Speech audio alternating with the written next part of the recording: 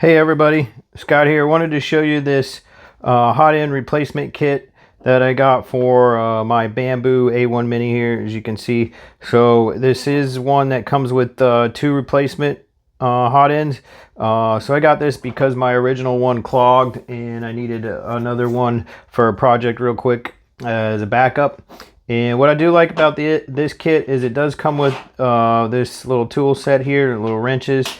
So unlike the one that comes with your A1 Mini, this little nozzle end does unscrew if it gets clogged. You can use this little wrench or whatever you want to call this right here to help unscrew that and help clean out the hot end if you need it. It does come with the silicone socks, so two of them, one for each. I do have the 0.2 millimeter one in there, and there's a sock on it right there in my printer. I did print some projects with this already, quite a few. I did like I think it was about 60 golf bag tags that I printed. I'll show a picture of them at the end of this video. But I got these A, because I needed a replacement quick, and B, I needed a 0.2 millimeter for some more detailed designs I was doing.